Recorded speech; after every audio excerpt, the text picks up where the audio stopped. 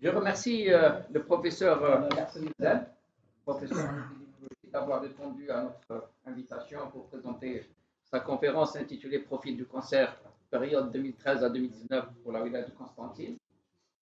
Et je remercie également le professeur Djurkoun, directeur du Centre de recherche en sciences pharmaceutiques, d'avoir accepté d'héberger cet événement. Notre objectif, c'est de démarrer une série de conférences au niveau du CRSP, y compris en visioconférence, en présentiel et en distanciel. Et le professeur Zell a l'honneur d'inaugurer ce cycle de conférences. Alors, si tu me permets de te présenter en quelques mots, tu compléteras la présentation si... Tu me présenteras parce que je n'ai pas l'habitude de me présenter. Voilà. Alors, professeur Larsen Zel, professeur en épidémiologie, ayant à son actif la formation de plusieurs générations de médecins, et notamment en médecine sociale, l'ex-département de médecine sociale des années 80-90. Années 70. Depuis les années 70, ayant beaucoup côtoyé le docteur Masbeuf aussi, qui a marqué un peu le développement de la Caisse nationale de sécurité sociale et qui a dirigé justement la direction de Constantine en matière de CNAS, c'est ça, de Caisse nationale. Et voilà, donc il a eu également, j'ai travaillé avec lui, notamment dans le cadre du laboratoire alimentation, nutrition et santé. Il a été le directeur du laboratoire alimentation, nutrition et santé. Et il nous fait le plaisir de partager un peu les compétences qu'il a acquises en matière de collecte de données épidémiologiques et d'analyse de données. Il a, je crois aussi, animé toute une cellule sur le Covid-19 pendant toute la période de Covid au niveau du CEMEP du CHU de Constantine. Voilà. Et bonne écoute et bonne discussion. Bonjour. Eh ben, je préférais rebondir un peu sur le Covid-19.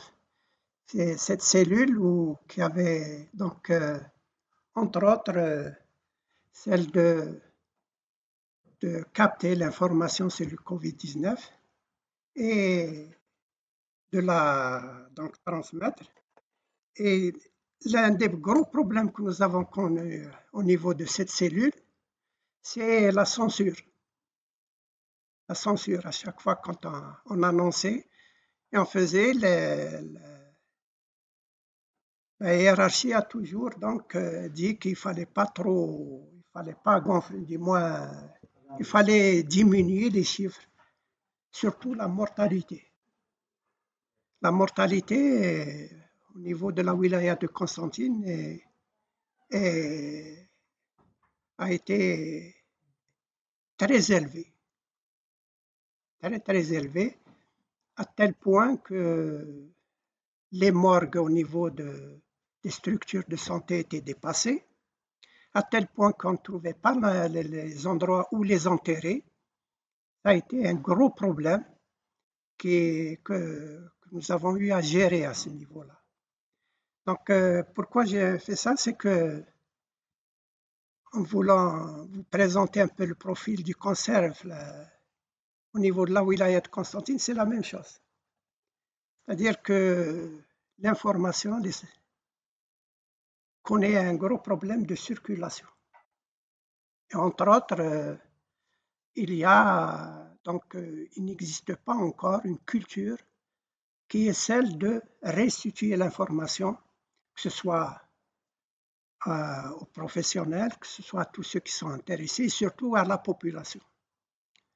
Et donc, c'est pour cela que nous avons essayé de faire, durant cette période où quand je suis rentré, du moins je suis entré à la retraite, donc j'ai essayé de faire, du moins de prendre le bâton du pèlerin et d'essayer de faire. On a cette intervention que nous allons faire, c'est un peu aussi, on est le mois de février, il y a la journée internationale du cancer le 4 février et la journée mondiale du cancer de l'enfant le 15 février. Donc ça a été fait un peu à cette occasion. On l'a déjà présenté au niveau de l'association WAHA. C'est une association d'aide aux personnes atteintes de cancer. Donc, on l'a présenté, pas sous cette forme-là, mais on a présenté un peu les chiffres sur la wilaya de Constantine, puisque c'est une association qui est... Vous m'entendez au fond, là? Vous m'écoutez? D'accord. Je n'ai plus la voix que j'avais avant. Donc, la présenter, mais en même temps, il y a tout un document qui a été fait sur pratiquement d'une quarantaine de pages, qui a été envoyé au président du comité de lutte et de contrôle du cancer, qui a été donc à Alger, du moins il est chef de service de l'oncologie à Blida, et on l'a envoyé au mois de décembre, on n'a pas eu d'écho jusqu'à maintenant. Donc le problème qui se pose aussi, donc, c'est d'essayer de faire un peu de bruit autour de ce cancer. Et aussi, le cancer, c'est un peu la partie visible de l'iceberg des maladies non transmissibles. En termes de connaissances, le cancer, avec la mise en place des registres, on va le voir donc, avec la mise en place des registres de population du cancer dans chaque wilaya, on a des informations plus précises. On a des informations donc d'une manière générale, surtout sur la vitesse de propagation du cancer. La vitesse de propagation du cancer. Et en arrière-plan, on a une idée sur la vitesse de propagation des maladies non transmissibles.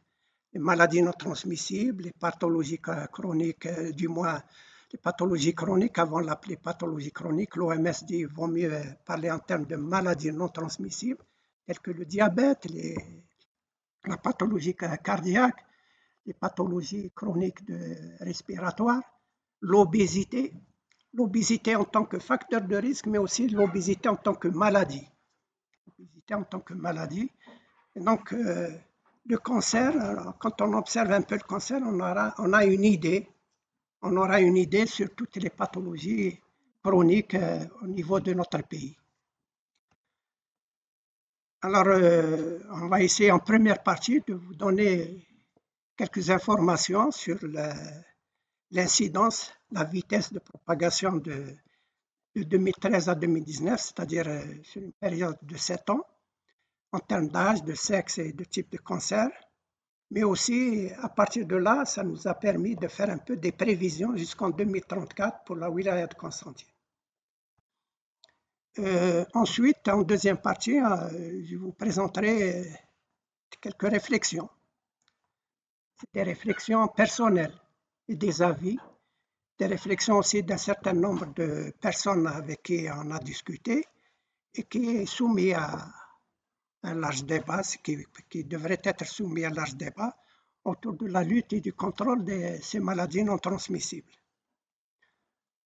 Les sources d'information, il y a une thèse qui a été faite par le professeur Dr Amarouche en 2022, qui a, sur cette période-là, qui a essayé donc d'étudier la survie à 5 ans, à 1 an, 2 ans, 3 ans, à 5 ans, des personnes atteintes de cancer résidant à la wilaya de Constantine.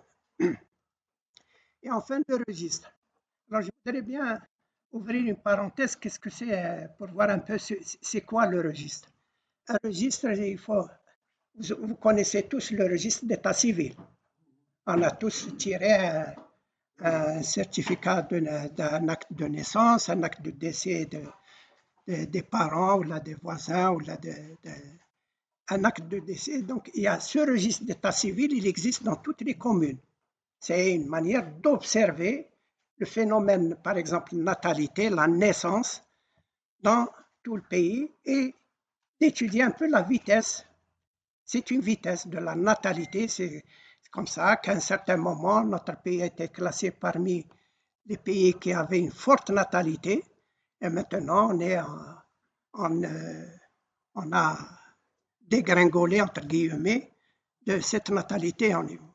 Donc, c'est une observation qui est continue dans le temps. On sait que le service d'état civil fonctionne 24 heures sur 24, 7 jours sur 7.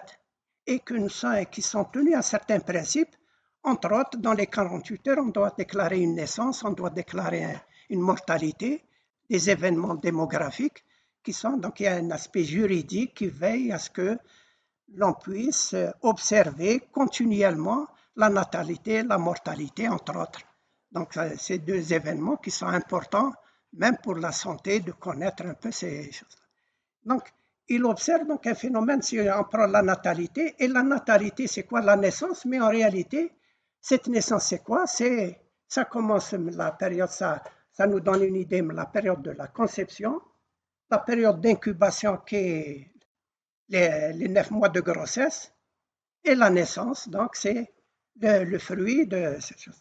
Et tout l'environnement qui est tout autour pour pouvoir étudier cette naissance, non pas seulement en termes de chiffres, mais en même temps de voir la qualité de la naissance, la qualité de la grossesse, la qualité de cette conception, etc.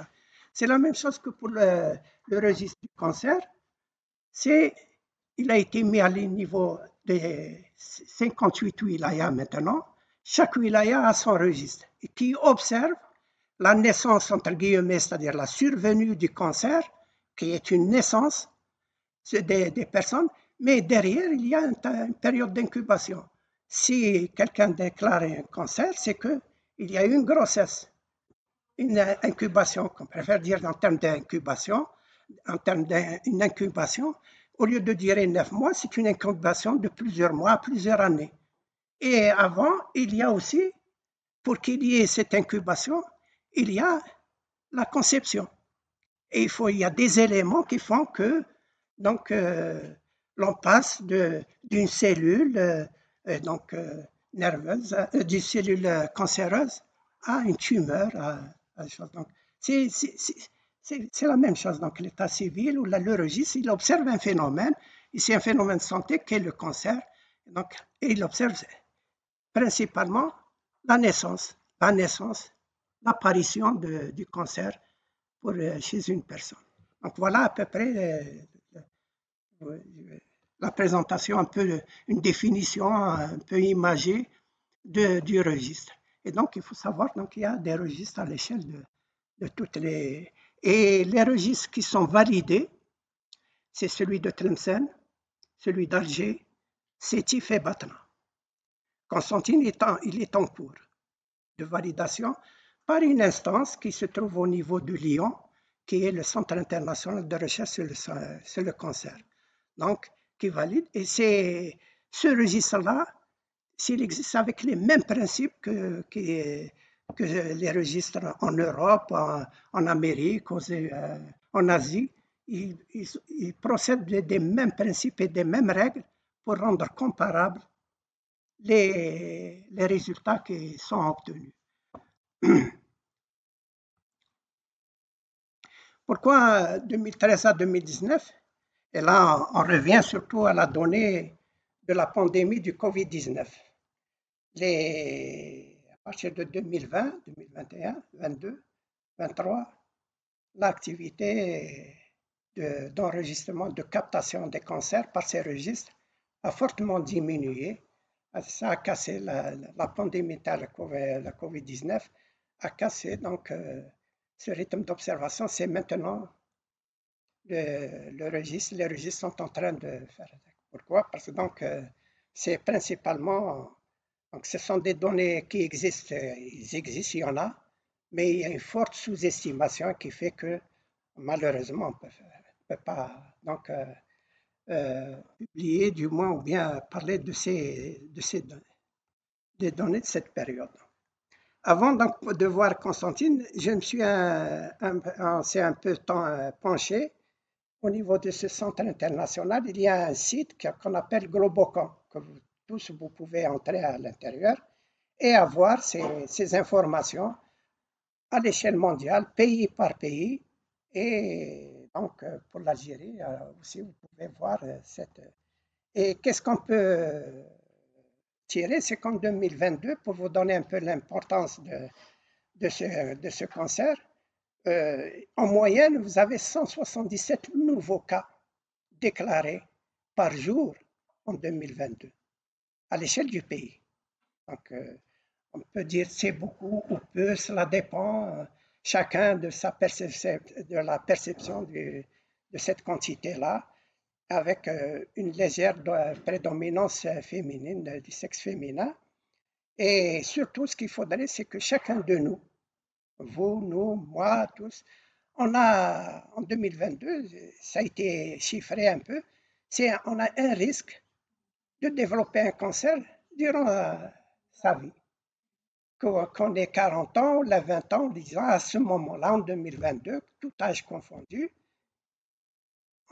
mais ce risque va en augmentant. Je n'ai pas pris les chiffres, les risques en 2013, 2012, ça va en augmentant. Donc, on peut parler d'épidémie, des maladies non transmissibles, et on parle. Donc, une personne sur 7. Mais si on le voit par rapport à toutes les maladies non transmissibles, c'est presque 2 personnes sur 3, durant leur vie, développeront une pathologie chronique, dont le cancer, soit un diabète, soit une maladie, soit une association d'un certain nombre, tout en sachant que les gens qui ont une pathologie chronique, dont le diabète ou les pathologies du cœur, ont un risque de développer un cancer plus important. Un diabétique a un risque de développer un cancer plus important. Donc, dans ce sens-là, il y a quand on accueille les malades qui viennent être hébergés ou aider, on a beaucoup de personnes atteintes de cancer qui sont diabétiques.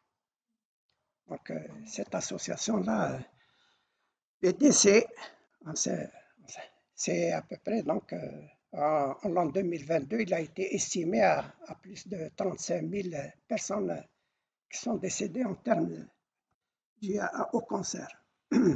Et les types de cancers les plus fréquents en 2022, qui sont avec, il faut laisser attendre, c'est le poumon, le colorectal et la prostate en ce qui concerne l'homme, et la femme, le sein, qui est d'ailleurs considéré comme étant le cancer le plus fréquent dans tout sexe confondu.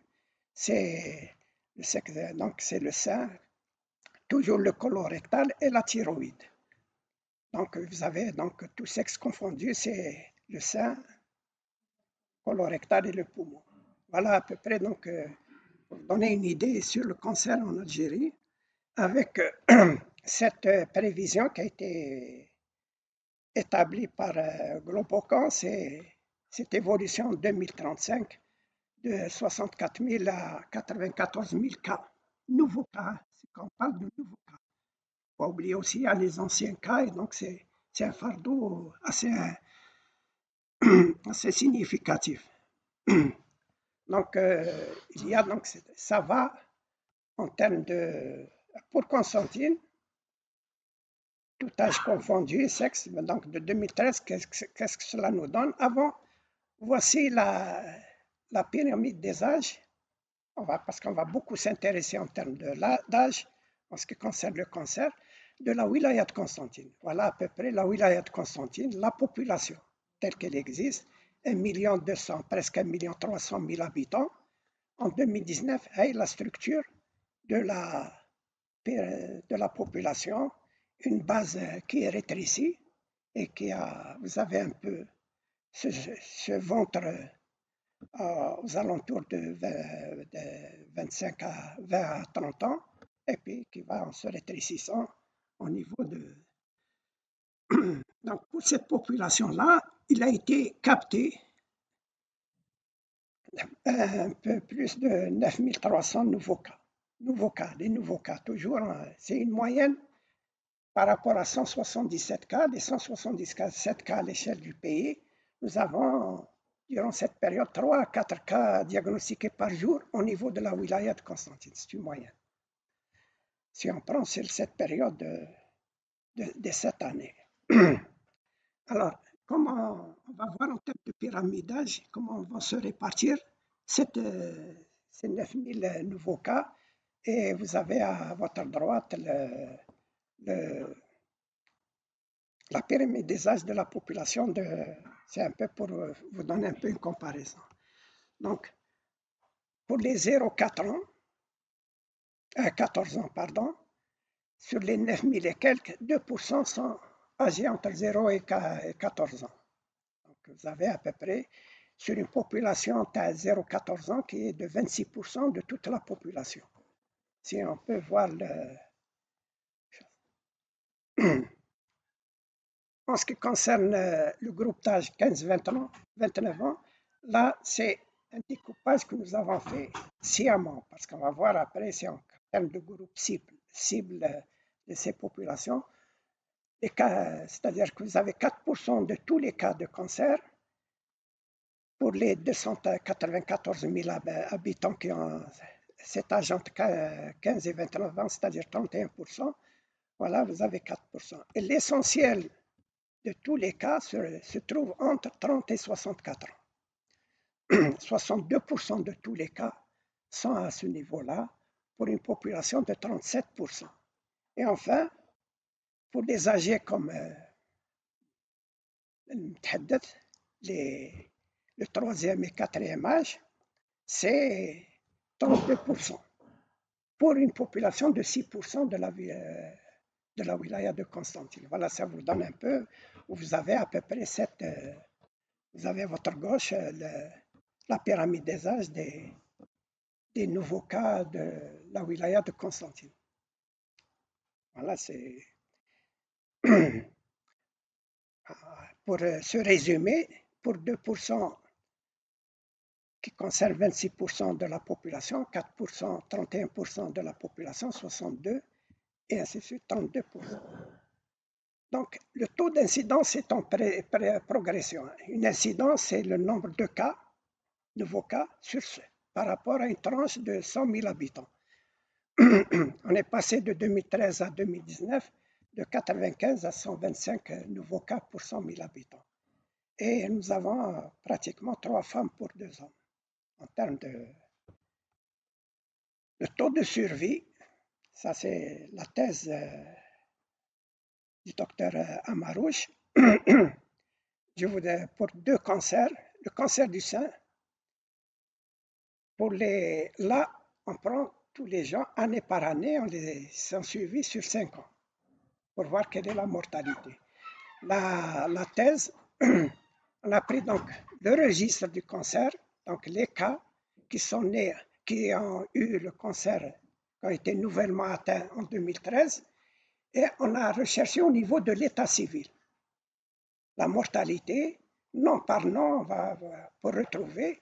Et donc, en sachant que pour la wilaya de Constantine, c'est pratiquement dans les 98% des décès sont enregistrés, sont captés. Il reste encore 2% qui ne sont pas captés, qui ne sont pas déclarés.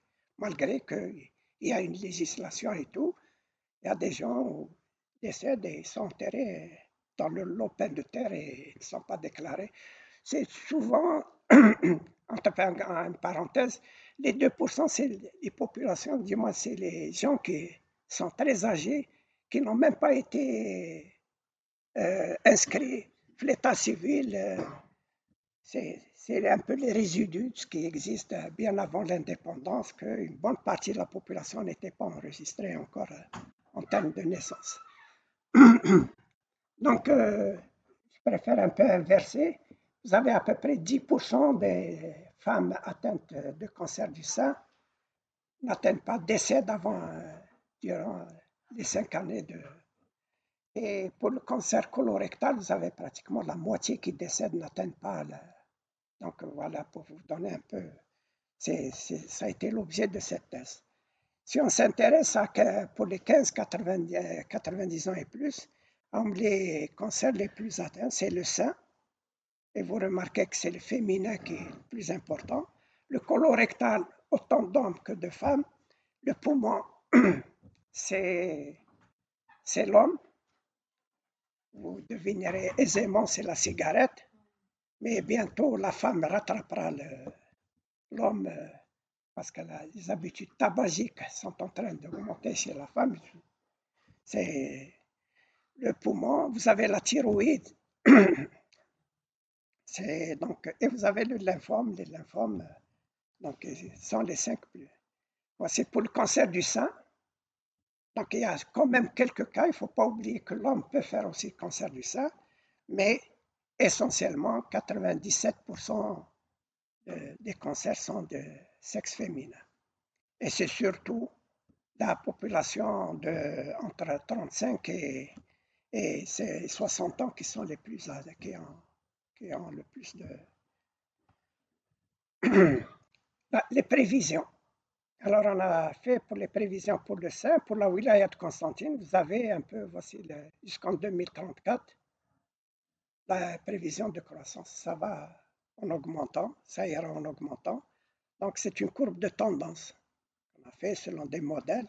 Et donc, on a fait ces prévisions. La même chose pour le cancer colorectal. Voici, il y a une légère prédominance masculin, 52%, mais ce n'est pas significatif. Hein, pratiquement, on a l'impression qu'il y a beaucoup, mais... Et voici les prévisions jusqu'en 2034, le nombre de cas qui ira en augmentant. N'oubliez pas, c'est une personne sur 7 fera un cancer durant sa vie. Donc, un peu, c'est un peu par rapport à ces risques que des modèles de calcul des prévisions étaient faits.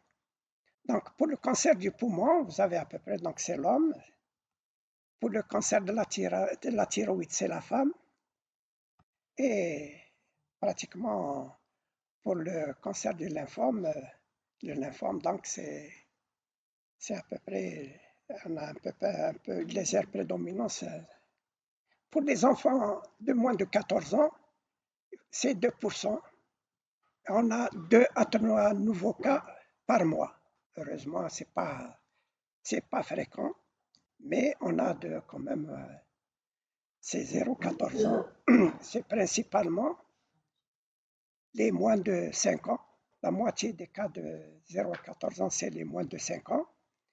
Et c'est surtout les hémopathies malignes, la leucémie et les lymphomes qui sont le plus mis en avant en termes de type de cancer.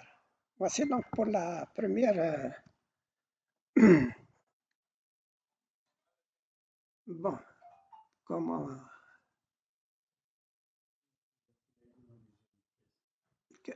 Non, c'est pour appeler la deuxième pour la discussion. Là, je vous vois tous, mais je ne vois pas mon.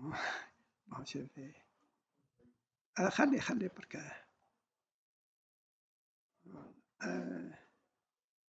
je suppose j'ai pas la main pour rentrer.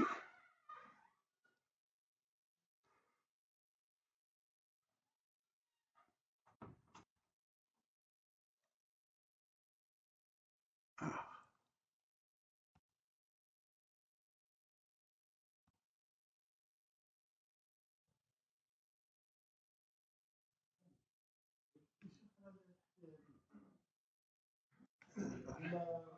Non, ça y est, ça y est. Ça y est, ça y est.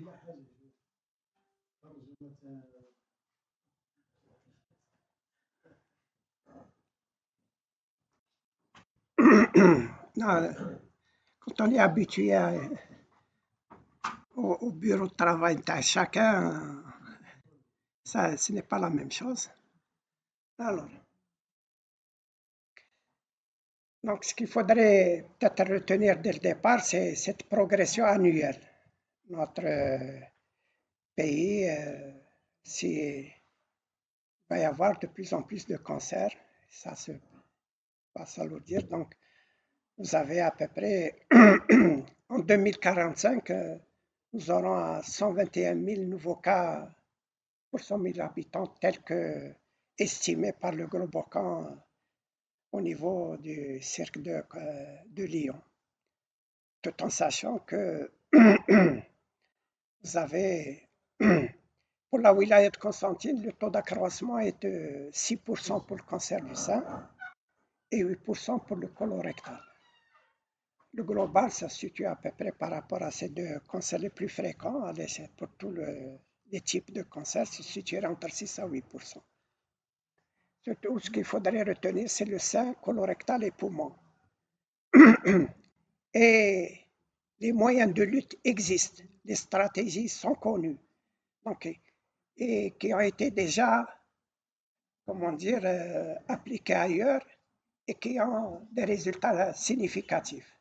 Donc, alors là, c'est avant tout pour faire ces, pour dire soin, je voudrais discuter sur ouvrir une parenthèse, la notion de soin et prévention.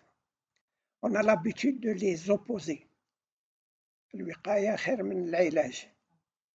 Moi, je trouve que, personnellement, je trouve que c'est une fumisterie. Fumisterie dans le sens, c'est quelque chose qu'on est en train de nous, de nous faire tromper. Il n'y a pas à dire الوقاية خير من العلاج. Ça veut tout dire et ne rien dire surtout.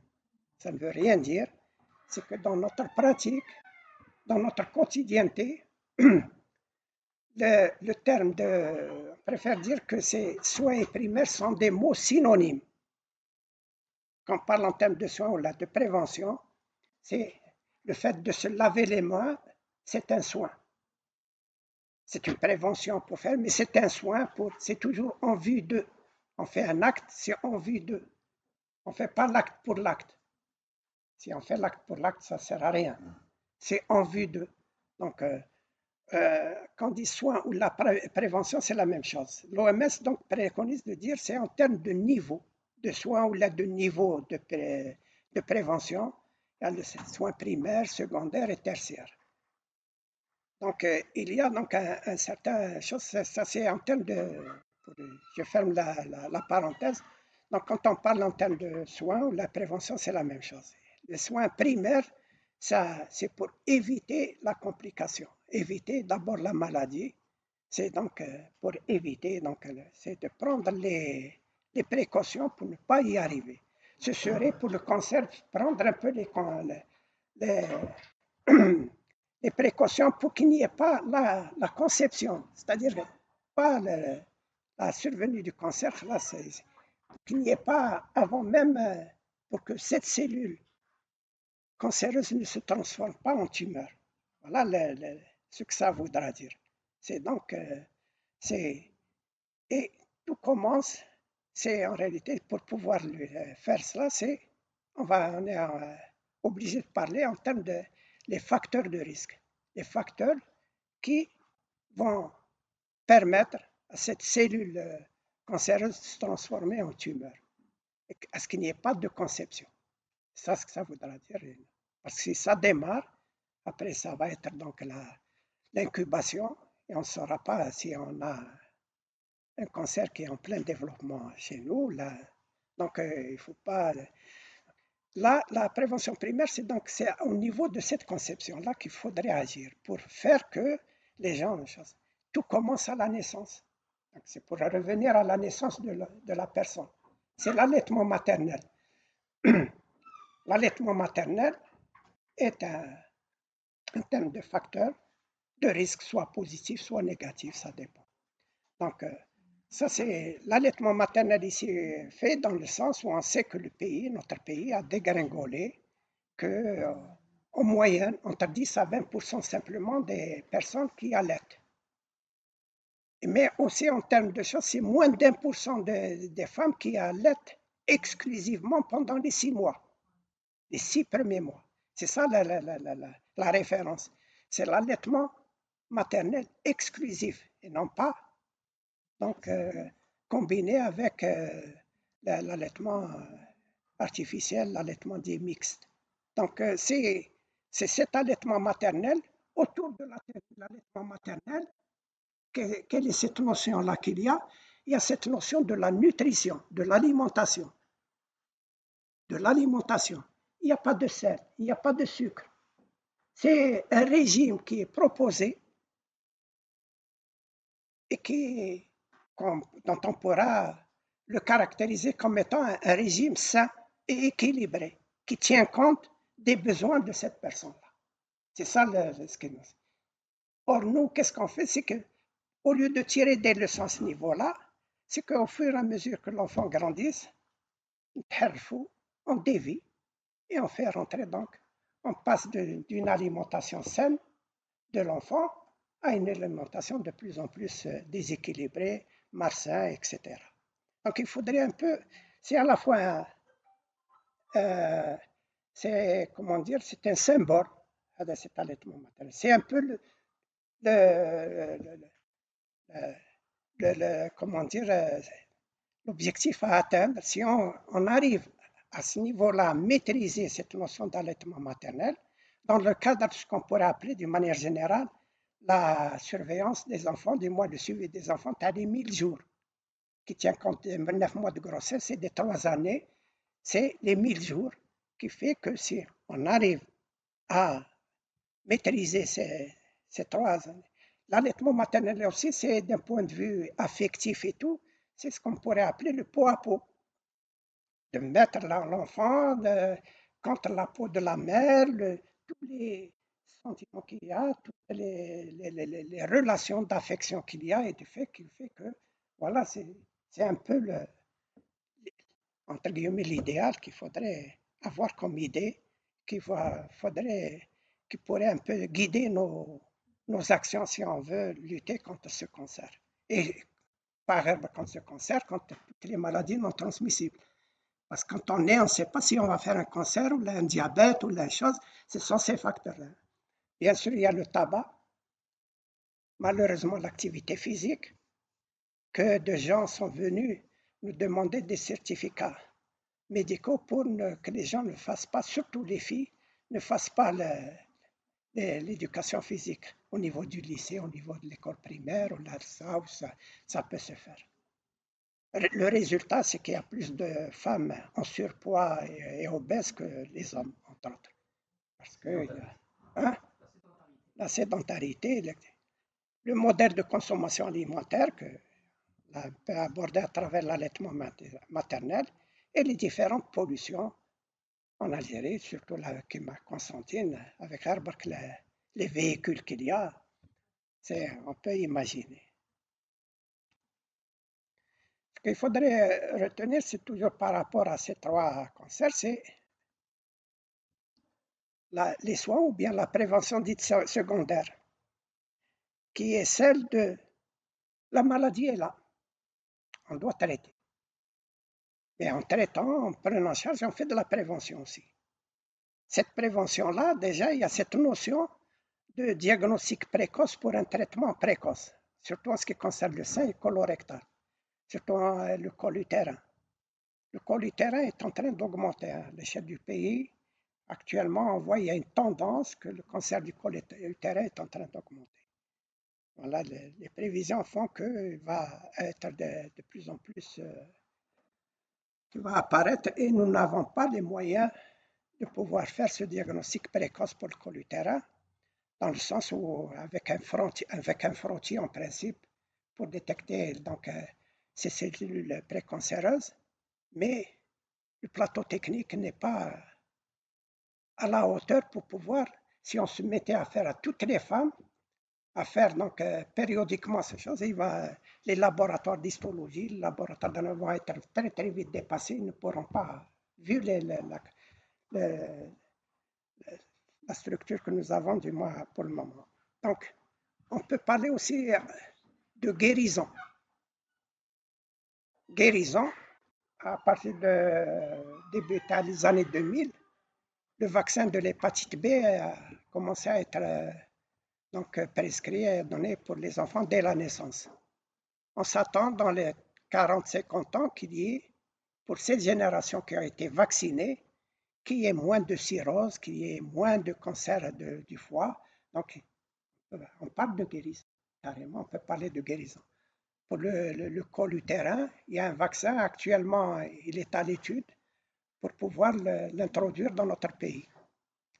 Il y a encore des tabous de parler de la sexualité, de dire que les gens, la sexualité commence dès l'adolescence.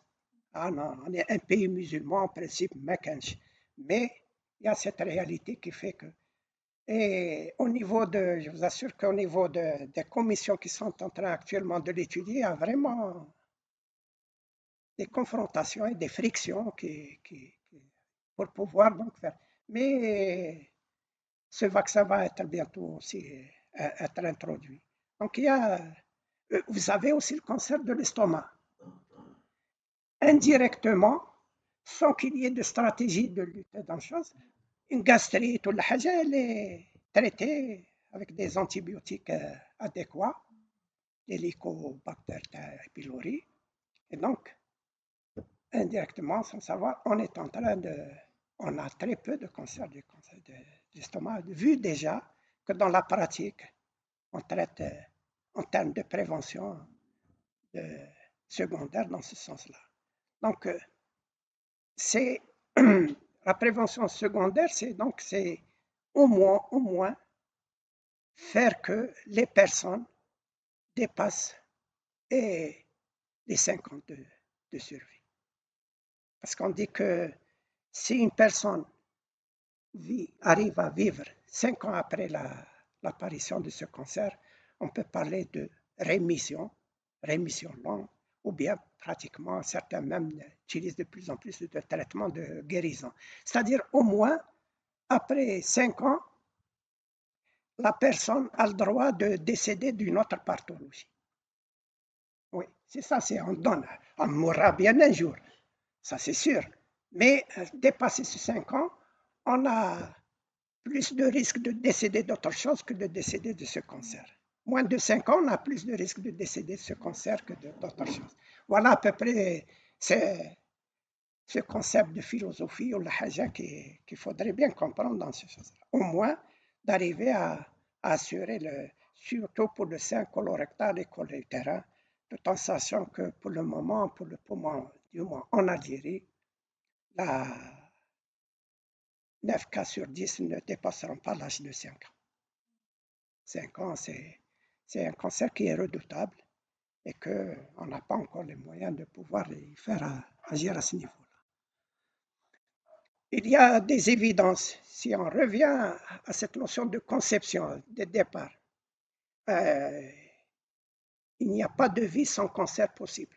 Ça, c'est une chose qu'il faut connaître. Il n'y a pas de vie sans cancer. C'est-à-dire que même si on va faire de la prévention, si nous aurons donc, c'est le problème, c'est de diminuer, d'enlever tout ce qui est imputable à ces facteurs de risque. Maintenant, il y a l'âge, il y a les facteurs génétiques qui fait que certains cancers, on ne pourra pas les éviter pour le moment. Donc, il y a au moins une cellule cancéreuse par seconde dans le corps humain qui naît et qui disparaît.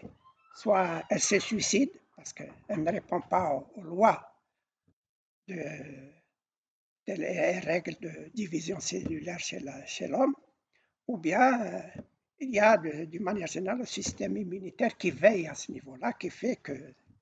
Mais la présence de ces facteurs de risque va faire que certaines cellules peuvent passer à travers cet obstacle-là, et donc il y a un risque de passer, d'arriver à la tumeur. Voilà, c'est une évidence. Et ces facteurs de risque ont besoin de temps pour agir.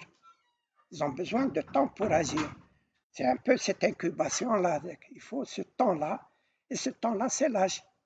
Je ne sais pas, les gens, ceux qui ont 20, 25 ans, ils ont 10 ans, 15 ans, à l'âge de 35 ans, 40 ans, peuvent développer parce s'ils vivent dans ces facteurs, ils ont besoin.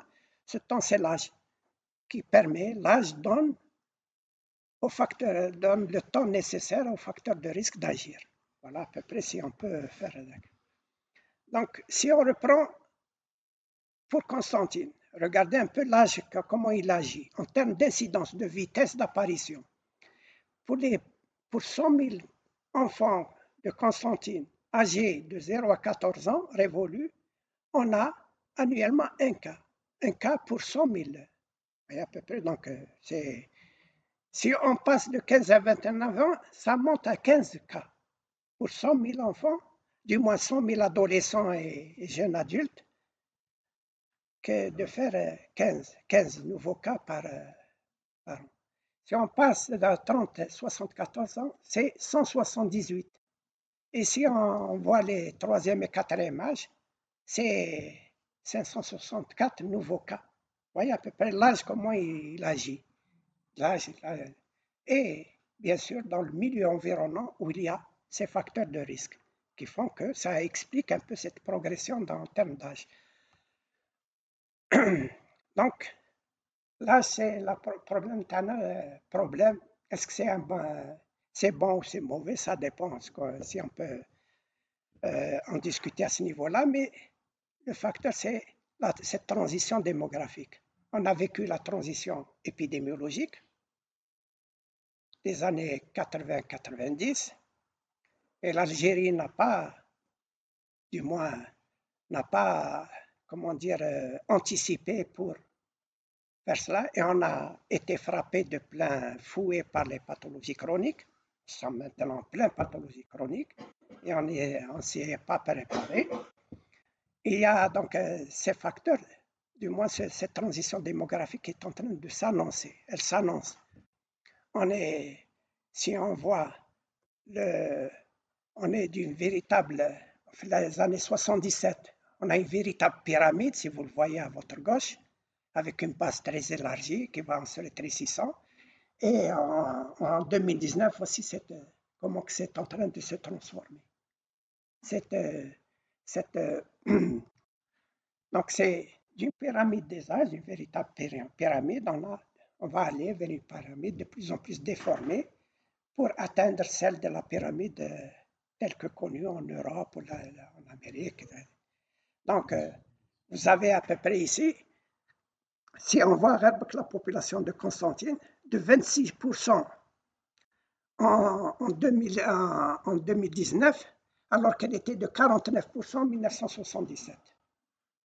هذا la wilaya de Constantine. Vous voyez à peu près comment faire. Et si on prend celle de 15 à 29 ans, elle était de 26% en 77, elle est de 31% dans le cas de...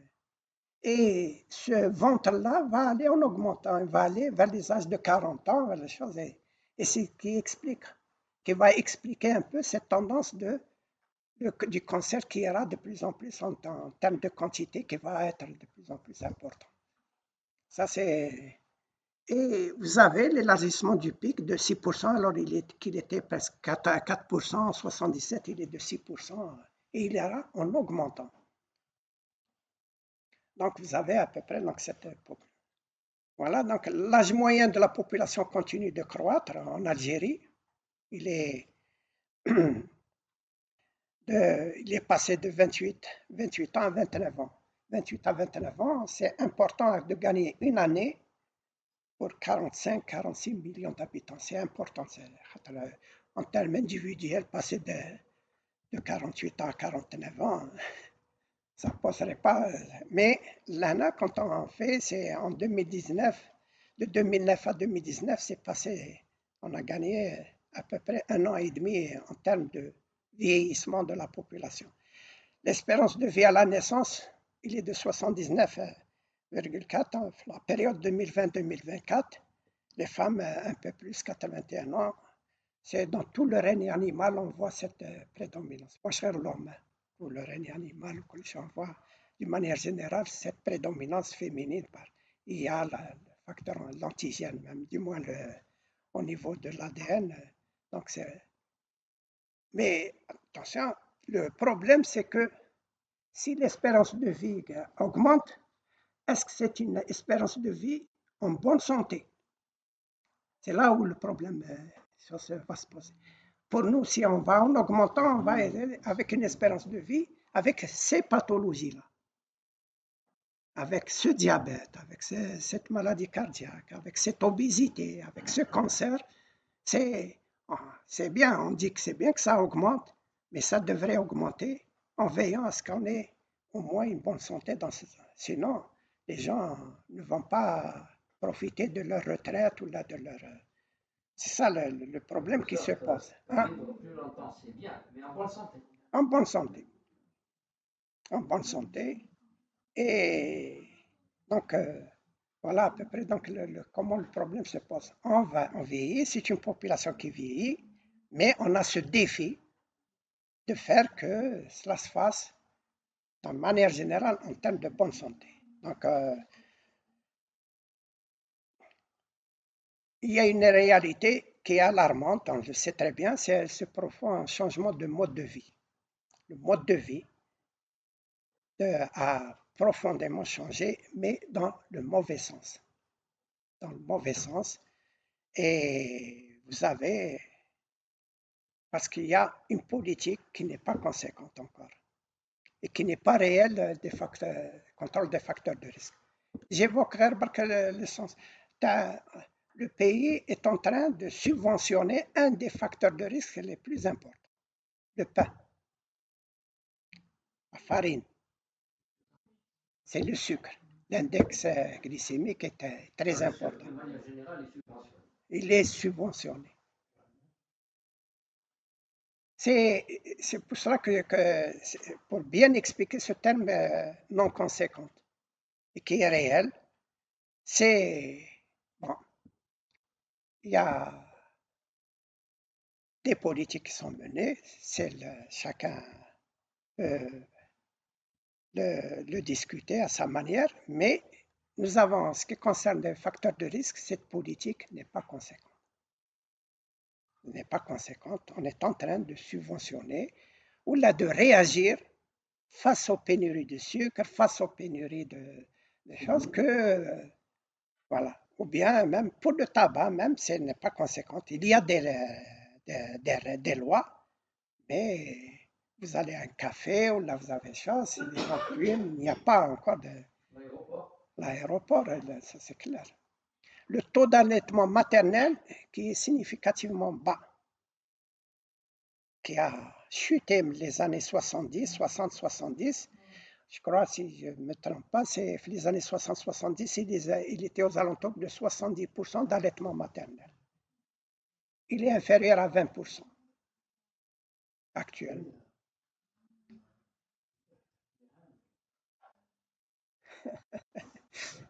Le tabagisme, voilà, on augmente le prix du tabac, ça c'est vrai, mais en pensant qu'en augmentant, en agissant sur les poches des gens, ça va. C'est l'alimentation malsaine est déséquilibrée. Et donc, le surpoids et l'obésité, c'est un phénomène qui est de plus en plus important dans notre pays. L'inactivité physique, le stress et sédentarité. En principe, dans ce centre-là, il devrait y avoir un terrain de sport. je ne... Non, non, c'est pour dire que oui, je peux faire un truc et institutionnaliser cela. Rien n'empêche que de faire 5 ou 10 minutes où on fait les choses. Donc, il y a le stress, les expositions aux risques environnementaux. C'est-à-dire qu'il y a tout ça avec ce phénomène de vieillissement. Vous devinez un peu dans l'ambiance dans laquelle nous sommes. Je ne suis pas pessimiste sur le Hajj, attention, je ne suis pas en train de. Je ne veux pas que ça soit vu en termes de tableau noir, mais que ça soit vu en termes des défis qui nous attendent ou là dans les choses qu'on sent que l'on doit agir. Donc, il y a une omniprésence, il y a une croissance croissante et néfaste des facteurs de risque. Il y a un manque de politique conséquente réelle et de contrôle des maladies non transmissibles. Si on prend pour une fois, tardivement, mais n'est jamais trop tard, il y a eu un premier plan cancer qui a été établi, 2015-2019. Il a été bien mûri, du moins bien mûri, entre guillemets, chacun. Pourquoi je dis bien mûri? Parce que j'étais à l'intérieur, donc je me jette des fleurs. Bon, mais de 2011 à 2014, des commissions ont été établies par le professeur Zitouni, et il a été donc réfléchi, mûri, fait établir pour pouvoir le lancer en 2019. Changement de pouvoir. À la fin de 2013-2019, des commissions avaient été faites pour évaluer ce plan-là et donc concocter un deuxième plan. Tout s'est arrêté. Tout s'est arrêté. Actuellement, on ne parle pas de plan. Une nouvelle commission a été encore établie. C'est-à-dire, on a l'impression que c'est nouveau, on refait. Chacun, quand il change ou là, il prend le pouvoir, ce qui se fait avant, là, c'est terminé. Boumediene a pris le pouvoir, on ne parle plus de 1962 à 1965. Mais ça disparaît. Chacun qui vient, on enlève les choses. Le ministère, c'est la même chose. J'espère que si un jour le professeur Dikoun parle, l'IG ne va pas dire Tabraz ou Yaoudou. La politique, les shérifs. Non, c'est-à-dire que c'est un peu cette culture et cet état d'esprit qui existe qui fait qu'il n'y a pas de continuité. Il n'y a pas de continuité, donc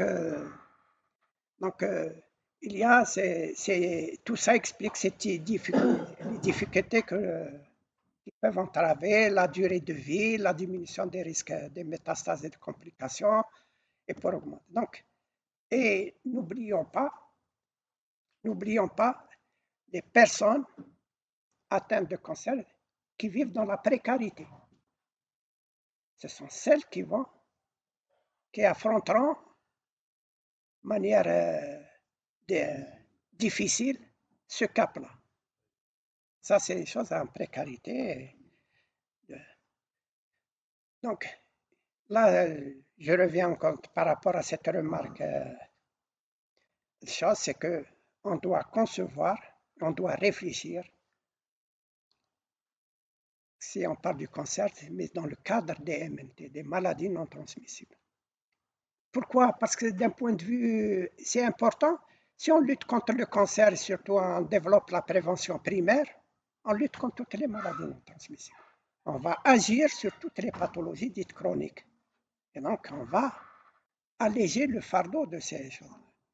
Parce que ces maladies non transmissibles, elles sont chroniques, des complications redoutables, que ce soit pour un diabétique, un pied diabétique, ou là une atteinte et on devient aveugle, ou bien un IDM.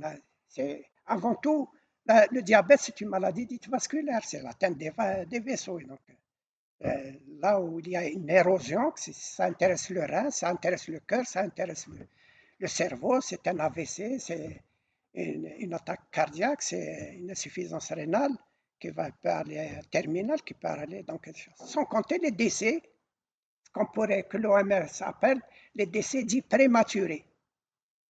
On ne devrait pas décéder de cela. Et un âge, donc c'est des décès prématurés.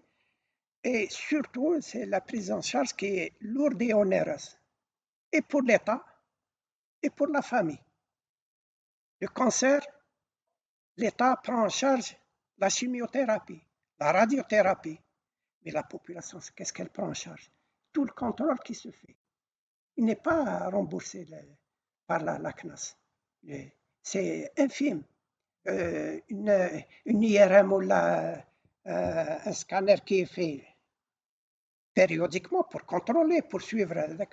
Il coûte entre 1,5 million jusqu'à 3 millions. Ça dépend de choses. La CNAS ne rembourse que 90 000. Ça veut dire que même les gens ne se déplacent pas. Pourquoi encore dépenser des choses pour aller se justifier, pour avoir ces 90 000? Je n'y vais pas. C'est très lourd. Les familles, quand un cancer ils sont déstructurés, ils sont déstabilisés, ne serait-ce du côté psychologique, mais du côté portefeuille, du côté donc la poche de ces gens-là. C'est excessivement cher.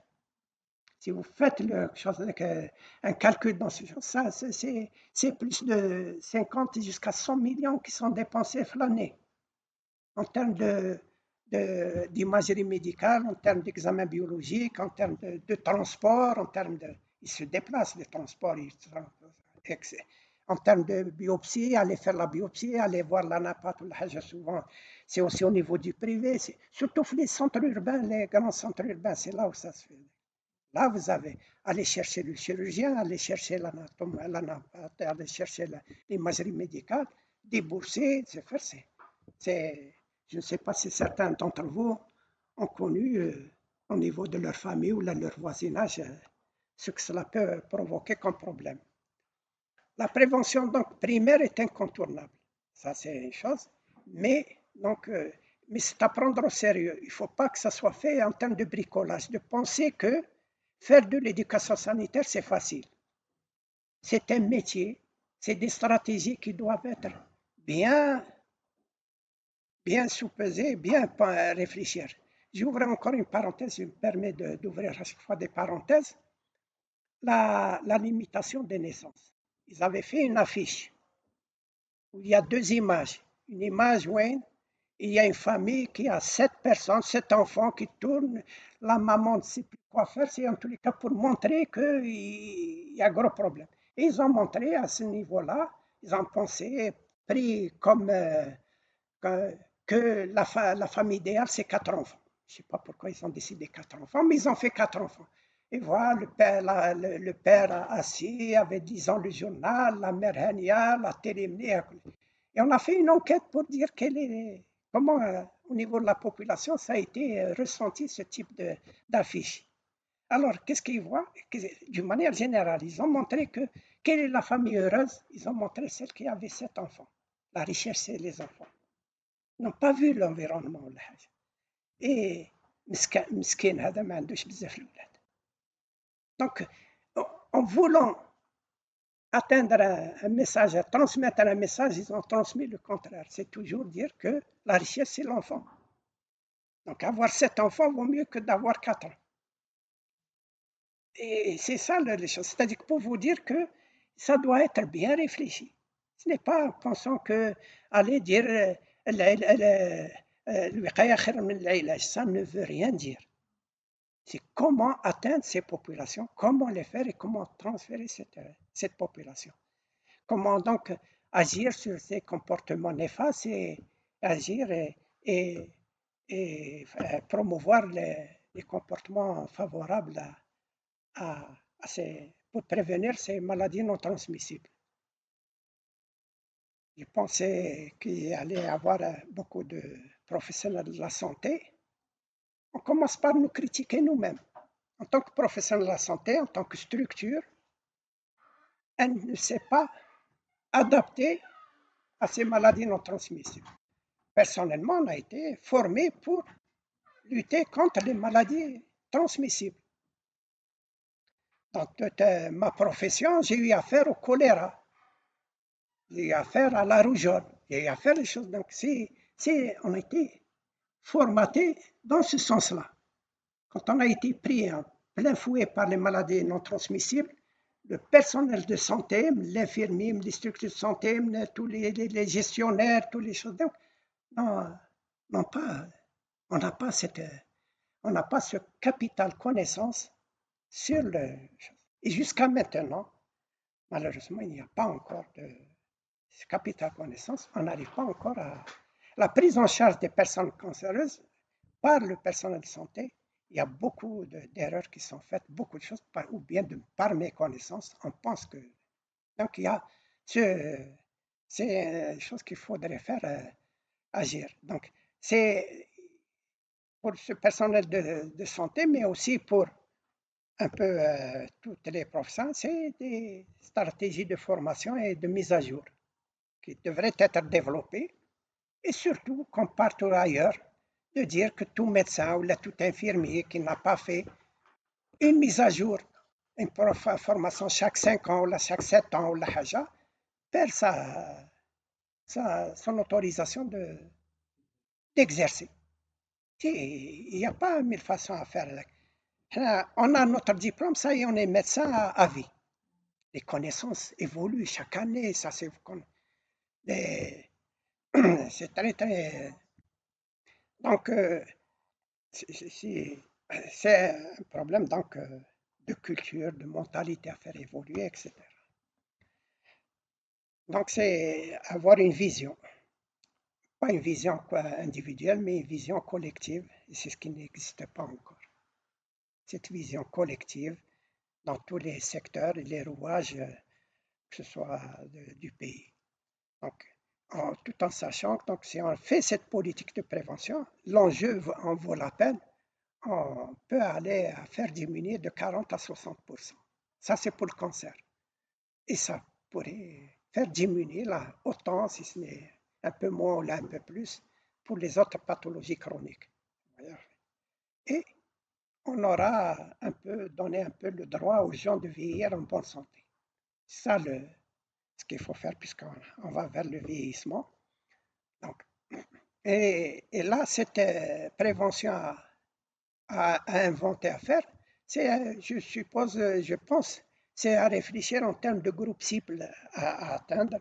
Donc, les quatre groupes cibles qu'il faudrait réfléchir chacune, c'est pour les gens, les enfants, les nouveau-nés, les choses de 0 à 14 ans, 15-29 ans, 30-64 et 65 et plus. Donc, on a, pour rappeler cette peur-là. Pour le groupe d'âge, c'est à 0-14 ans. Voilà, si on voit la wilaya de Constantine, cela concerne les 26% de la population. Le cancer est, entre guillemets, rare. 2%, c'est un cas pour 100 000 enfants de moins de 14 ans par an, de nouveaux cas qui pourraient apparaître. C'est les parents. Il faudrait agir auprès des parents et c'est surtout pour poser ce problème de l'allaitement maternel. Et autour de ce concept à l'allaitement maternel, parler du sucre, du sel, les modèles de consommation, le tabac, ne pas fumer après d'eux, parce qu'il y a le tabagisme passif qui agit, mais en même temps, c'est les parents eux-mêmes qui appartiennent au groupe de population des 20 ans, ou des 30 ans, ou des 40 ans, eux-mêmes, il va y avoir un travail sur eux-mêmes. C'est le monde scolaire intégrer de manière ludique l'enseignement sur ces facteurs de risque, en prenant soit le tabac, soit autre chose. Mais d'une manière ludique, non pas venir avec ludique, c'est-à-dire que c'est un amusement, l'humour, ou créer un petit sketch, le préparer pendant toute l'année avec des gens avec, et puis à la fin d'année, ou là, fait une fête à la veille de l'Aïd el-Kbir, ou l'Aïd el-Sghir, ou la fête d'y discuter, de faire ce sketch-là autour du tabac, l'effet du tabac, ou là, le sucre, ou là, le sel. En termes de soins secondaires, pour cette population, ça c'est ce qu'il faudrait savoir, c'est que le pays, et surtout les Algériens, n'a pas une structure de santé adaptée pour prendre en charge le cancer de l'enfant. Plus particulièrement, les leucémies qui sont les plus fréquents. Les leucémies ont besoin d'un espace, comment dire, où il n'y a aucun germe qui circule dans cette aseptique en période de chimiothérapie, parce que leur système immunitaire ils arrivent en aplasie. Arrivent en aplasie. Allez voir là où ça se passe, la pédiatrie, gens dakhla, kharcha, les familles, les visites, la nuit, les choses, et beaucoup d'enfants meurent. Alors que c'est guérissable, c'est bien pris en charge, bien fait quand ça fait avec la chimiothérapie, on arrive au résultat, on ne sauve pas mal d'enfants. Il n'y a pas cette structure-là. Et c'est là, je sais pas, c'est de vrai pour agir et faire que cette structure puisse exister. Pour les stagiaires, parce qu'il n'y a pas beaucoup de cas, on peut donc les prendre en charge, mais dans les normes qu'il faut. Voilà et non pas dire qu'on est en train de payer gratuitement la chimiothérapie. Si on fait de la chimiothérapie, de l'autre côté, on ne crée pas les conditions, c'est jeter son argent par-dessus la maison, la fenêtre. Donc, c'est quelque chose qui... Alors, pour le groupe d'âge de 15-29 ans, la fleur de l'âge, les 18 ans, les choses, on a tous vécu cela. Et l'insouciance, la révolte, on est des révoltés, on est tout ce que l'on veut, et comment agir sur cette population? Parce que c'est celle-là qui va, pour des facteurs de risque, c'est celle que l'on considère, c'est celle qui est la plus exposée à ces facteurs, qui commence avec les fast-foods, le sel, le sucre, l'inactivité physique. Il y a donc cette sédentarité, ce tabagisme, etc. qui, là, c'est à ce niveau-là que les gens font. Cette coexistence va faire que, avec l'âge, ils vont avoir le temps nécessaire et suffisant pour qu'une cellule cancéreuse aboutisse à une tumeur. C'est là où il va falloir. Donc, en termes de soins primaires, c'est comment toujours, pour éviter ce bricolage-là, comment atteindre cette population à travers les universités, les écoles supérieures, les écoles de formation professionnelle. Dans le pays, on a cette chance où on a la scolarité qui est importante. Elle est importante par rapport aux autres pays du tiers-monde. On a donc les endroits où l'on peut agir. Et par effet de boomerang, ou par effet donc de choses, on peut atteindre cette population. Il n'y a pas donc de politique réelle de prévention primaire à ces niveaux-là. Les centres de jeunesse, les écoles de formation professionnelle sont des moments importants où l'on peut agir. Et en termes de soins secondaires, pour les 30-64 ans, on passe à la groupe cible à 30 et 64 ans, parce qu'à ce niveau-là, on estime qu'on n'a plus besoin de faire de la prévention primaire, c'est-à-dire qu'il y aura toujours la prévention, mais ce n'est pas elle qui est la plus offensive. C'est-à-dire que maintenant, on va s'attacher à cette population-là. C'est là où le cancer est le plus important. Comment donc prendre en charge ces personnes-là? Donc, c'est régler ce problème, la part du coût insupportable pour les ménages. Ça, c'est chose. La société civile peut jouer un rôle, et elle est en train de jouer un rôle important à ce niveau-là. L'entraide, l'aide que les gens font.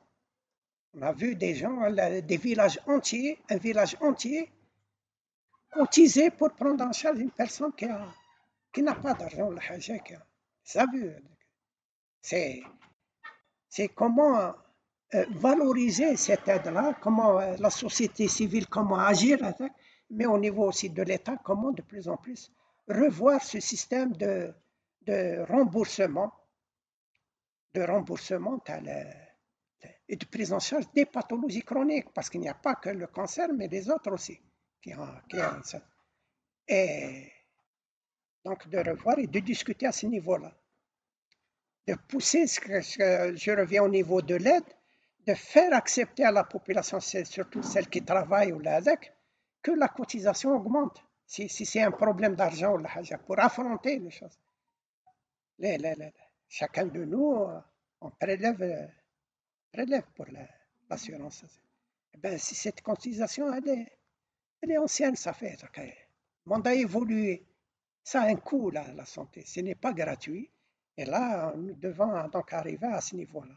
Il y a le problème de l'humanisation. On sait très bien que les hôpitaux, sont loin d'être aussi humains. Parce que c'est quoi, d'une manière générale, c'est une impression, c'est qu'on a l'impression de traiter un organe et non pas de traiter la personne. Si on avait la possibilité d'enlever notre organe atteint, on l'envoie un du moins au niveau de choses, traiter cet organe et le remettre ici. Or, ce n'est pas là. On ne traite pas là.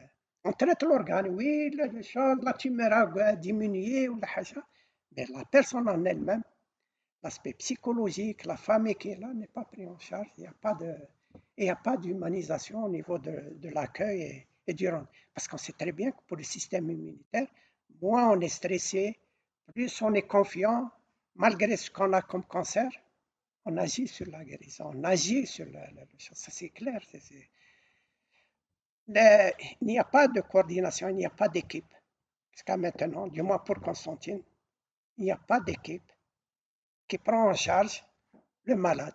Ce n'est pas le malade qui doit courir, chercher quel est celui qui va lui faire la biopsie, chercher quelles sont les choses, chercher, etc. Mais c'est dès qu'il est déclaré, il doit être pris en charge. Avec l'assistance sociale, avec prendre des rendez-vous, faire des couches. Or, ça n'existe pas encore. Cela n'existe pas. C'est-à-dire on traite l'organe et non pas on ne traite pas la personne. Est-ce que vous avez fait la biopsie? Oui, mais en combien de temps? Et le délai de prise en charge va augmenter. Et ce délai de prise, si on veut diagnostiquer tôt et traiter tôt, il faut une organisation. Et cette organisation laisse à désirer. Donc, pour les questions aussi les soins secondaires, il y a la question des structures de prise en charge des personnes atteintes de cancer.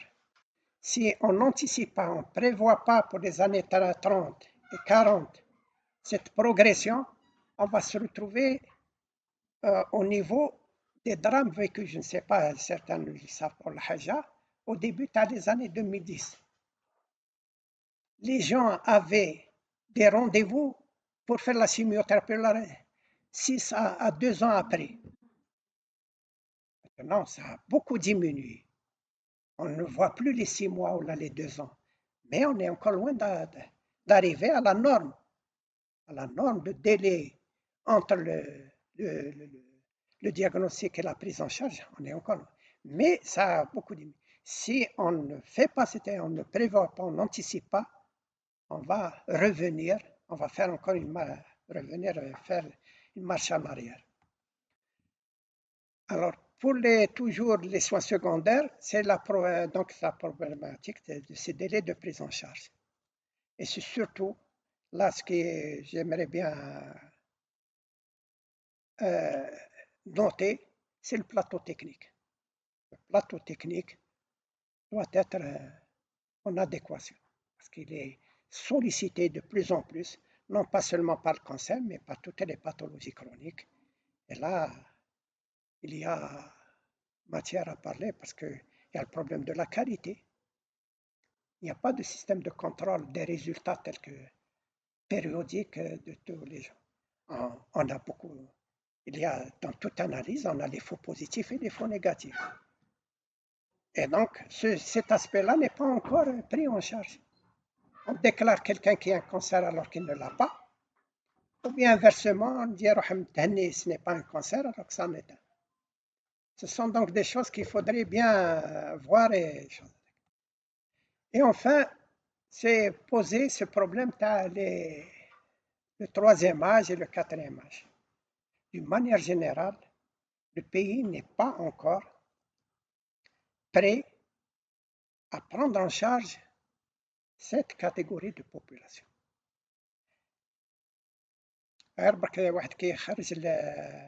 Il va sortir dehors. Il y a beaucoup de gens qui sont prostatiques. Ils ne trouvent pas où aller uriner. Donc, ils réduisent leur champ. Instinctivement, là, par réflexe, leur champ pour passer chaque 2 heures, 3 heures, il faut qu'il aille uriner. C'est ce genre de choses. Il y a le problème de l'équilibre. Quand les gens marchent, on est moins... on est sujet aux chutes. Compte tenu de ce que nous avons, les nids de poules, les trottoirs, les choses pour faire les personnes tombent plus facilement. À votre âge, vous n'arriverez pas à voir quelle est vraiment la difficulté de monter les escaliers. C'est un réflexe, ça passe, vous ne savez même pas combien de marches que vous avez fait, ou la dernière ou là vous sautez, vous faites, on ne le ressent pas. Mais les troisième marche, quatrième marche, c'est un gros problème. Et donc, ce vieillissement va poser ce genre de problème. Au niveau des hôpitaux, aussi, les hôpitaux ne sont pas faits. Ils sont dans un lit. Les gens bougent, ils risquent de tomber. C'est comme un bébé ou la haja, ils risquent de tomber. Que de gens sont tombés et font une chose, ils tombent avec et ils font des problèmes. Il n'y a pas, c'est pas. Ou là, ils sont dans des étages avec, donc ça, c'est l'environnement qui fait que. Et donc, dans tout ça, c'est ce qu'on appelle déjà la première ligne, problème de l'environnement non adapté et hostile. Et hostile, ça c'est chose. La gériatrie, si on revient au niveau médical, elle est pratiquement inexistante. Je dis qu'on ne s'est pas préparé, on n'a pas anticipé pour ces pathologies chroniques et à cette transition démographique. Il n'y a pas de gériatrie. Il y a 2 jours, là, 3, on nous a fait appel à une personne qui a 80 ans, qui a un diabète, qui fait les gens qui tremblent. Un Parkinson qui est hypertendu et qui est obèse. 43 l'IMC, qui est vraiment obèse. Qu'est-ce qu'on a? La réaction de la santé ou des choses. Chacun a traité un organe. Se retrouve avec une multitude de comprimés, d'injections. Il a fait une intoxication hépatique médicamenteuse. Donc, c'est-à-dire que l'analyse capitale, c'est des choses qu'on ne sait pas. Tout le monde traite son organe en fonction de sa spécialité. Et donc, ça pose des problèmes. Donc, cette gériatrie est inexistante pour pouvoir prendre cette personne-là, non pas prendre cette pathologie, cet organe, mais s'étant avec l'âge, comment le traiter, ce n'est pas la même chose. Le comportement vis-à-vis de l'attitude vis-à-vis des antibiotiques n'est pas la même, n'est pas une chose. Donc, ce sont des choses. Et il y a beaucoup de choses à faire. Et surtout, il y a de nouveaux métiers qui apparaissent, qui vont apparaître, qu'il faudrait anticiper pour faire. Les aidants. De plus en plus, on fait appel à des personnes qui vont venir aider ces personnes-là. Ils n'ont pas cette formation. Ce qu'on appelle aussi des auxiliaires de vie. Et il y a d'autres métiers qui doivent être anticipés et commencer à les former. On n'en parle pas encore, ce sont des choses. Donc voilà, maintenant il y a de plus en plus une intégration de la gériatrie mais elle est faite timidement, elle est faite mais est-ce que ça ne va pas à la même vitesse que ce vieillissement de la population? Voilà. Je termine malgré tout par. J'espère qu'on aura un deuxième plan national du cancer. Et je tiens quand même à. C'est un travail qui a été fait aussi avec le docteur Amarouche et le docteur Lekhel, qui a été anciennement responsable du registre du cancer, et Amarouche a pris la relève pour faire le. Voilà. Merci. J'ai pris de votre temps, je m'excuse. Merci, professeur. J'espère que ceux qui ont essayé de suivre la communication par à distance n'ont pas été perturbés par des interruptions. Il y a peut-être 4 personnes. Peut-être qu'on aura un retour, puisqu'on enverra peut-être un mail pour demander un peu un retour, un feedback sur comment les choses se sont déroulées, les points forts, les points en matière d'organisation surtout.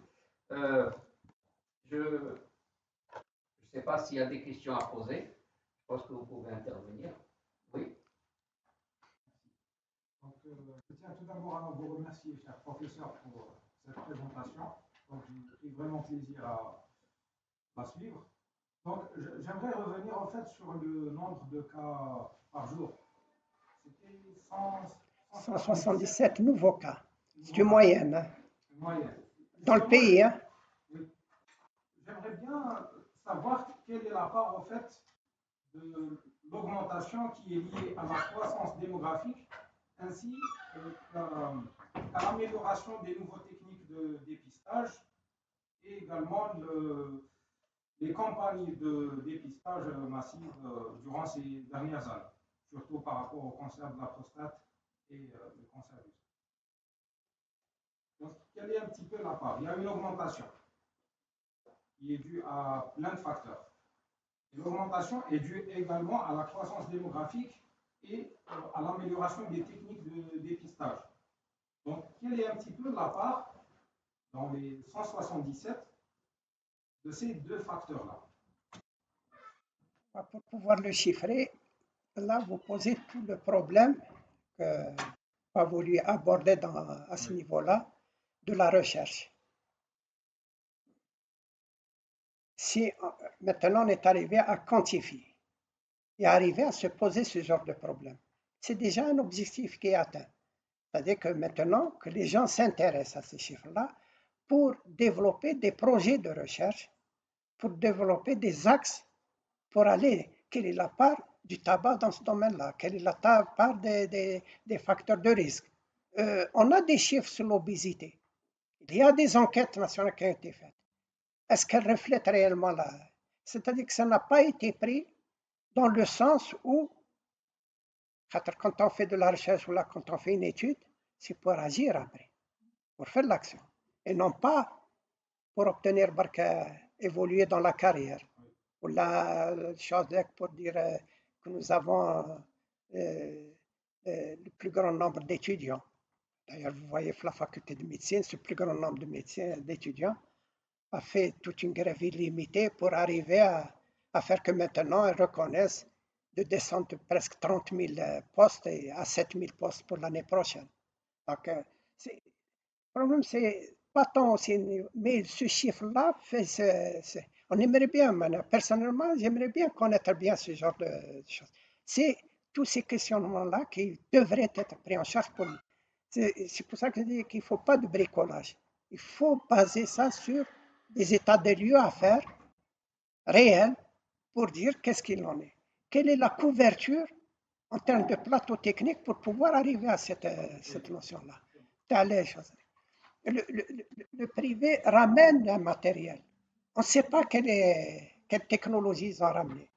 Est-ce que c'est celle qui est déjà obsolète ailleurs et qui est moins chère qu'ils ramènent? Ou là, est-ce que c'est celle la meilleure ou la haja de dernière génération qui la ramène?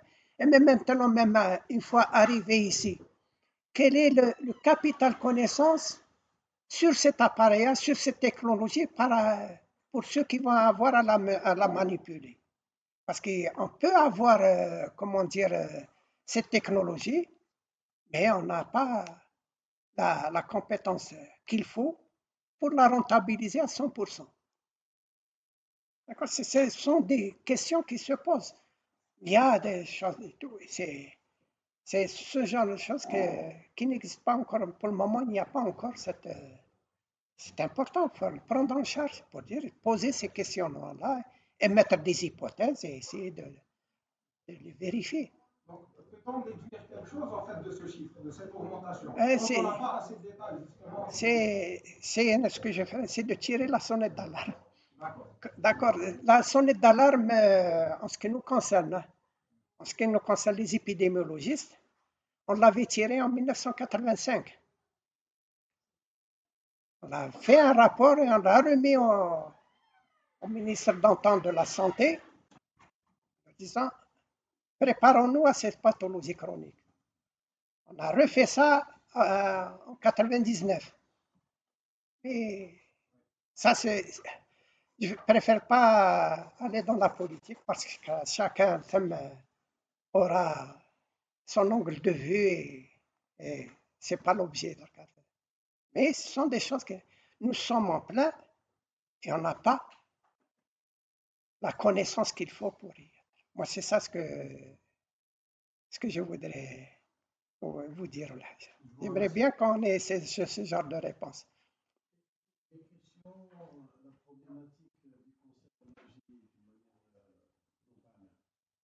Est-ce qu'aujourd'hui, si on arrive à introduire de nouvelles technologies de diagnostic, technologies moléculaires et qui sont liées à la génomique, et un petit peu faire évoluer les disciplines liées à l'épigénétique, on peut faire on peut maîtriser un petit peu cette question d'évolution de cette pathologie, de ces pathologies. Ouais, ce qui est sûr, c'est augmenter la capacité de diagnostiquer, augmenter, mieux maîtriser ce genre de choses. C'est bien d'un côté. Mais de l'autre côté, il y a certains qui disent que ça vaut mieux tant qu'on n'a pas l'organisation qu'il faut. On va dire, on est en train et on va diagnostiquer de plus en plus. Madame Kane, c'est vrai, On a plan cancer, ça veut dire plan cancer. il n'y est plus. Il n'y a plus. Et même là, vous m'obligez à dire quelque chose d'autre. Il y a l'occasion du 4 février, le ministre de la Santé dit que voilà, on va prendre en charge ce cancer. On vient de mettre en place 21 commissions. Rebelote. On refait d'autres commissions. On refait des... Ces 21 commissions ont été faites. Maintenant, on vient de faire et aucun mot sur le premier plan. Rien. On n'a même pas dit voilà, oh, là, on est en train d'évaluer. C'est-à-dire que mais de l'autre côté, oui, les professionnels de la santé, les chercheurs, les choses, il faut augmenter, ce que je pourrais dire, la contradiction. Faire sortir les. Quitte à dire, bon, vous êtes un cancer, vous avez un cancer, mais on n'a pas les moyens de barrasque. C'est ce qui se passe actuellement. Les gens, effectivement, ils s'inquiètent, ils font et tout. Je m'adresse à la jeune féminine. Si vous allez commencer à vous palper les seins une fois par mois, si tout le monde commencera à faire palper les choses, eh ben, on aura beaucoup de diagnostics tôt. Mais la structure de santé ne sera pas là pour traiter tout. Je sais pas, chacun son position. C'est un tout. C'est un tout.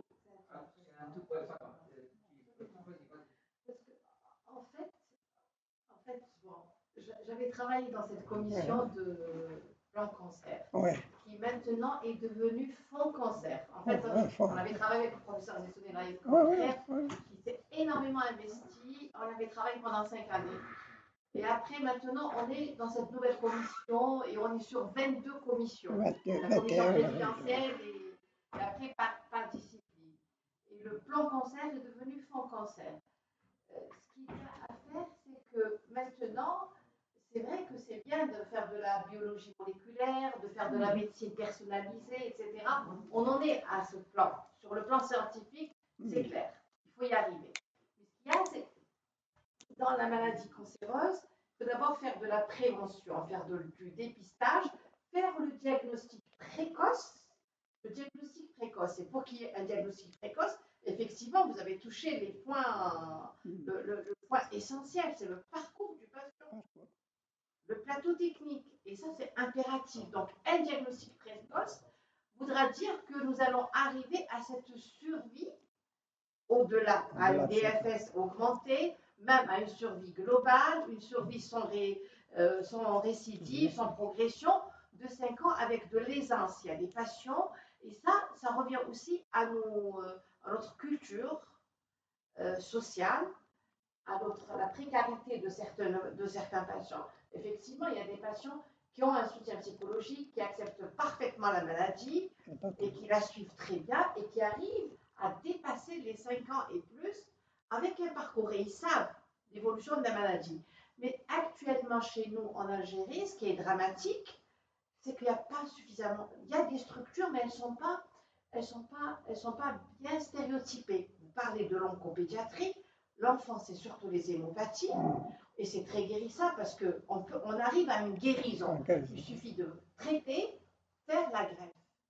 Ou pour faire des greffes pour des enfants, il faut des structures adaptées. Effectivement, tout l'Est algérien, on les traite, les malades ici, ils font de la chimiothérapie, il faut les renvoyer à un seul centre à Alger, et notamment l'Ouest qui, le privé fait un élan extraordinaire.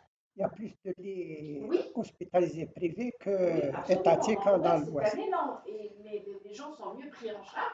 Pourquoi? Parce qu'il y a aussi des soucis de noyer en sous-commission, de mal faire. Mais le tout est un engrenage. Et faire un diagnostic précoce, c'est important, faire la prévention. On a eu un seul cas de cancer qui a vu des résultats palpables. En tant que pathologiste, je l'ai vécu depuis les années 84, depuis 1981 à ce jour, le cancer du col utérin. Il y a eu l'Algérie, en accord avec un programme canadien, on a été quand même soumis à un programme de dépistage, mais strict, avec encore des sages-femmes, et vraiment, je les remercie. Hein, mais au passage, c'est des femmes qui ont travaillé énormément avec les patients. Et ce qu'il y a, c'est que l'Algérienne, la femme algérienne, et l'Algérien, il est très ouvert aux discussions, il accepte la chose. Et on voyait dans les frontières, on voyait que les 3/4, parce qu'il y avait des formulaires qui étaient bien établis, et les femmes se faisaient dépister. Quand j'ai commencé mes premières années d'ANAPAT, on envoyait 2 à 3 cancers du col utérin par semaine. Maintenant, dans le service où je suis, on n'en a pas 2 par an. On n'en a pas. Parce qu'il y a eu le dépistage, il a été très efficace. Donc je crois que l'Algérie devrait faire ces dépistages. Et on voyait dans les fiches, dans les femmes qui étaient dépistées par les FCV, les plus de 75% étaient des femmes sans fonction. Aucun niveau. Parce qu'il y avait même, ça a été très très bien fait. Le niveau d'instruction primaire, collège, ou là jamais, ou là. Eh ben, la femme algérienne, elle va vers les structures. L'Algérien, il s'inquiète pour sa santé. Mais il suffit de bien faire les choses. De bien faire les choses. Parce que les femmes se faisaient dépister, et on va voir. Donc les programmes, on devrait dans ces commissions, revenir se préoccuper énormément déjà du dépistage, de la prévention. Bien sûr, la qualité de vie, c'est des insecticides, de l'alimentation. Maintenant, on voit des nouveaux cancers à des âges beaucoup plus avancés et des formes qu'on ne voyait jamais auparavant. On voit le cancer colorectal, puis quand on marche le soir, on voit le nombre de choueillas avec ce bois calciné. C'est du bois calciné, c'est pas du charbon, oui. Et c'est ça où devraient agir les autorités. Oui, ça c'est. Sur le plan alimentaire, les gens n'ont pas conscience des risques, des facteurs de risque. Moi, je dis tout le temps qu'on a eu ces pratiques-là. Rappelez-vous le pain, on enlève la mie, on mange la croûte, alors qu'on sait que la croûte, ce sont des réactions de Maillard, des substances cancérigènes dans la croûte, le choix, il n'y a pas que ça, il y a le stress, les pots d'échappement des voitures, ce sont tous des agressions finalement. Oui, c'est clair, mais c'est un tout. Moi, je pense qu'en matière de soins primaires, effectivement, on peut éviter des aggravations, on peut faciliter. Je pense que la palpation du sein. Notre entourage est plein de pollution, plein les produits qui provoquent des stress. Donc, la semaine passée, j'ai écouté la vidéo. Le professeur il a dit on peut tuer les cellules cancéreuses par diminution de la consommation du sucre et faire des activités physiques, c'est-à-dire pour inspirer beaucoup d'oxygène et tout. Mais pour changer notre habitude, donc comment dire كيفاش نبغي نبدل l'habitude تاعي mais l'entourage pollue كيفاش C'est les défis qui nous attendent. Et il y a, personnellement, il y a la société civile qui peut jouer un rôle important. Créer des associations. J'ai remarqué aussi les populations qui